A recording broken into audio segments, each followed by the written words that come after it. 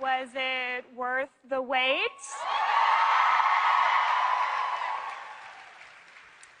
Hell yeah, it was worth the wait. I want to welcome everyone who's watching on the Yahoo live stream tonight. And no spoilers, we're not going to talk about the episode we just saw. I can't believe Jamie died, though. That was crazy. I would love to introduce now to you our panelists for this evening.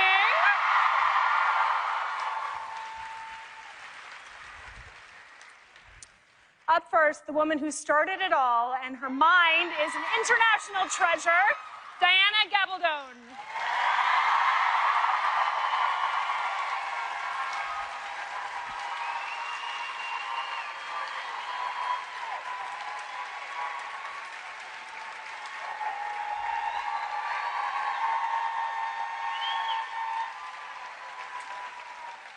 The man responsible for not one but two of the greatest TV shows of all time, executive producer and writer, Ronald D. Moore.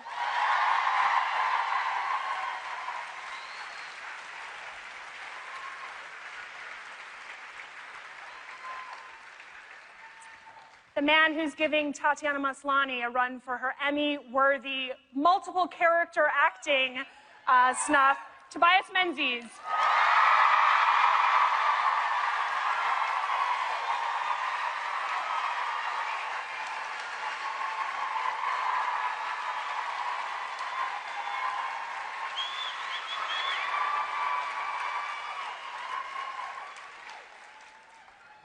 I'm gonna be honest, I didn't write an intro for him because I know you'd be screaming so loud. Sam Heughan.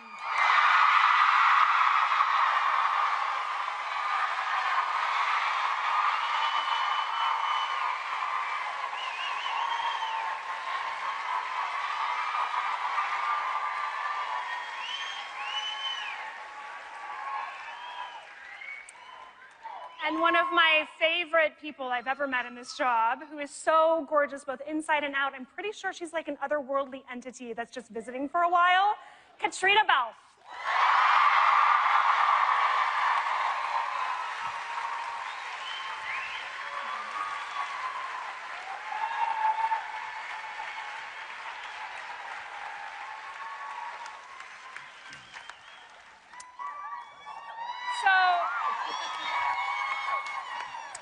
Two things I want to promise tonight. One, it won't be boring. And two, I promise we're going to get to some hard-hitting questions. But first of all, I want to start, given that this is a Scottish show, with an icebreaker that my grandfather, Alexander Veitch, a Scotsman, used to love to do.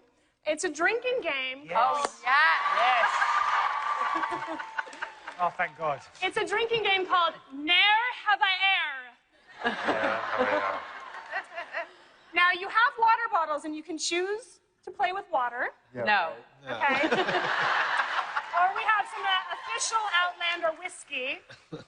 It's your choice what you choose. There's water behind you. Can Kat start with a forfeit because she's going to beat us anyway? Outlander whiskey. Wow. Yes. Yay. This is great. This is. Right. I know. Here we go. Look at this. Do all panels like this, right? Yeah. Right? Half cup. Yeah. Do you know how to open a bottle of whiskey? Either of you gentlemen? No, you've never done it before? Here we go. Got it. Let me hold that for you. Got it? Oh, Like, just give her a straw. Did you just want the bottle, Kat? I guess I should give him the bigger one. All right, so the way this works is that every time I say something that you have done, you need to take a sip. Thank you.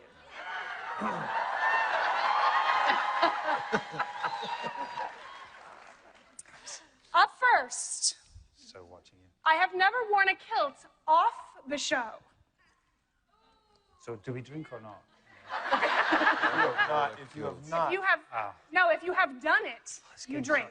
If you have done it off the show. Wait, I've worn like kind of a kiltish skirt for Irish dancing. Like, does that count? Can I drink? Drink. I've never worn a kilt. All right. Whew.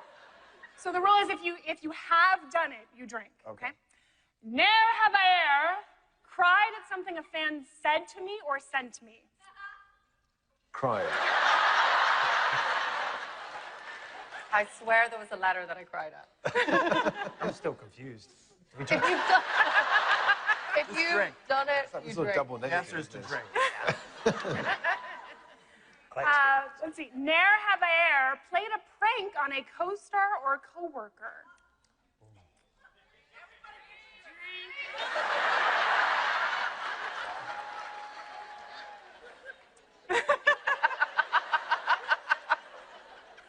Nair Havaer gone skinny dipping on or off set.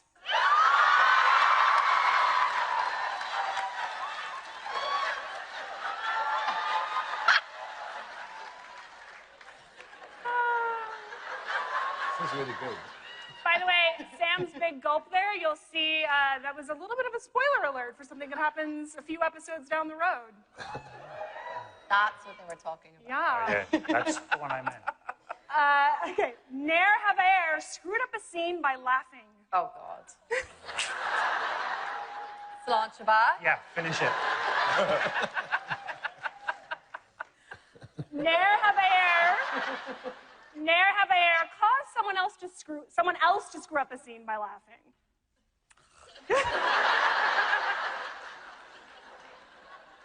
I get your plan here. Nair Havaer gotten the giggles during a sex scene. I mean, Kristen, come on.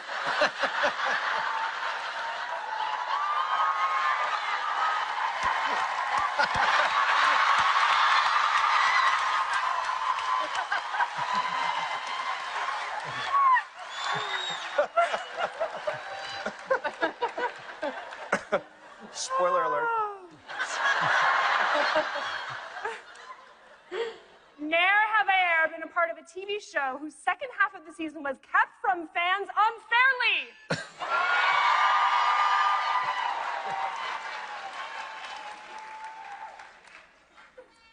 And the last one. Never Yeah, 'cause I'm Havaer. almost done. Like I said. Nair Havaer wondered how many more of these things we're going to do because I'm starting to feel a little tipsy.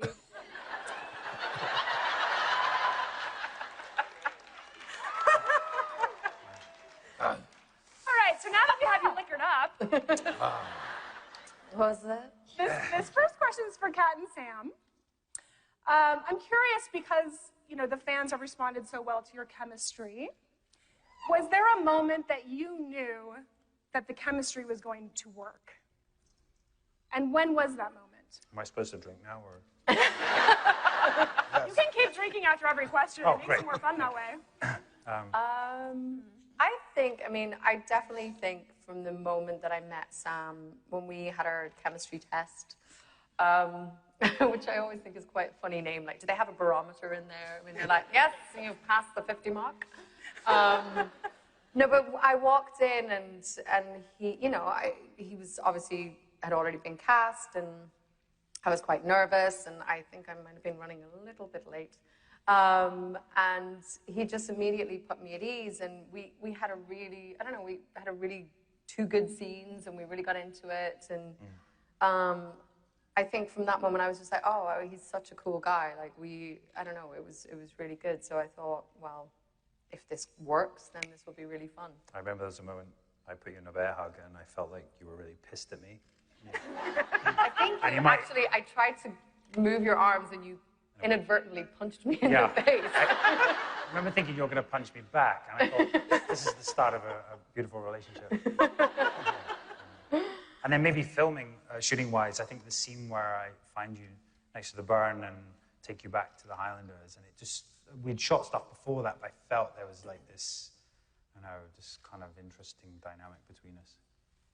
Ron and Diana, can you talk about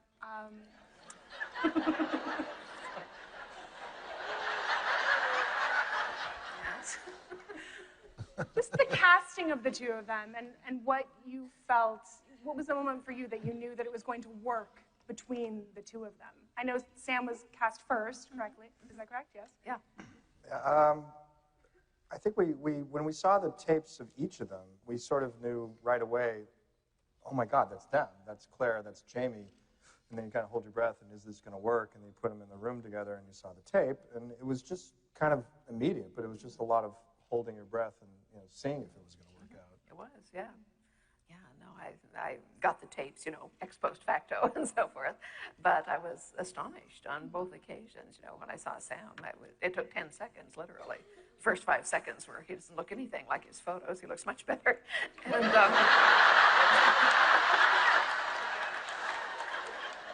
the next... Better than what you said last time. That's like the most maligned photographer. Well, I don't know, Sam, you're looking a little grotesque tonight, too. Raise your hand if you think Sam looks grotesque tonight. Or drink. That would be 0 people in this huge theater. Okay, Yeah, I should maybe point out for the record that grotesque does not mean ugly, hideous, or any of the other synonyms. It means really unusual looking.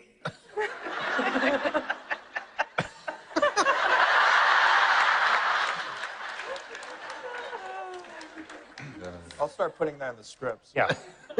In grotesque, Jamie Fraser enters.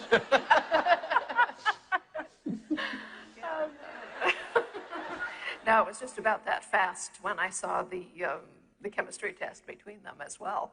She came on in this beautiful tartan dress, and I was thinking she looks great, but my God, she's almost as tall as he is. And then, 5 seconds later, bang, she was gone, and it was Claire, and he already was Jamie, and I was just rapt. We got to the end of the scene, and I was thinking, yeah, go on. So that's always a good sign.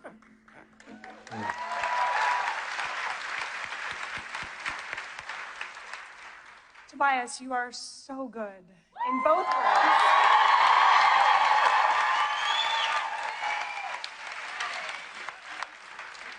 I'm curious what it's like behind the scenes, if you're all sort of joking around together between takes, or if, Tobias, do you really sort of stay in character? Because Blackjack is so dark. I think it would be hard to sort of go in and out of that. I don't know, guys. What do I do? I do remember the first day, because we had filmed a lot of the 40s stuff first. And, we were goofing around. We had this great time. We were driving around in a vintage car, and it was gorgeous. They were like, it made me sick. So lovely, Darby, and so everything's great. And then... But we got to the first day where he was playing blackjack, and we had that scene where I meet him by the water, and I'm, it's like Frank, and, it's not him. And Tobias was all quiet and off on his own thing, and I was like, where's my buddy gone, But I think in the rest of the time, you're not. Yeah. The rest of the time, he's just the same idiot that he always is.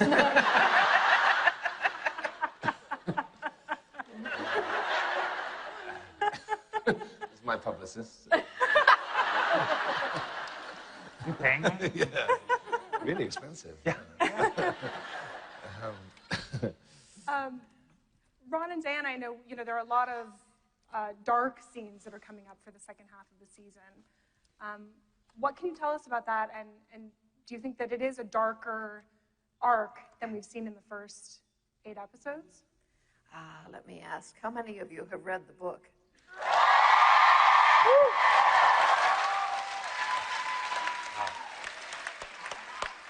In that case, I sort of don't need to answer that. So it's a light little tale. It's fun. It does go to some harrowing places. I think if you haven't read the book, I think you would be surprised by the direction it takes, and that this is where it goes as a finale, which is very unusual to take your characters in. It was one of the things that attracted me to the book in the first place. It was very unexpected. I didn't see any of that coming. I thought, well, that's a fascinating journey to take an audience in. And I'm very proud of the way we realized it, and proud of the actors. I think, and the director. I think that they were very fearless on the stage, and I think it comes through in the show. And I think the finale is. This is a weird word to use if you know the end of the book. It's a satisfying ending. There's a sense of completion to what we're doing. It culminates. Yes. Fill in the double entendre here. But I think it's an ending worthy of the story. I think it's a great finale, and I think it'll take you places you weren't expecting to go, which is what the great stories do. Mm-hmm.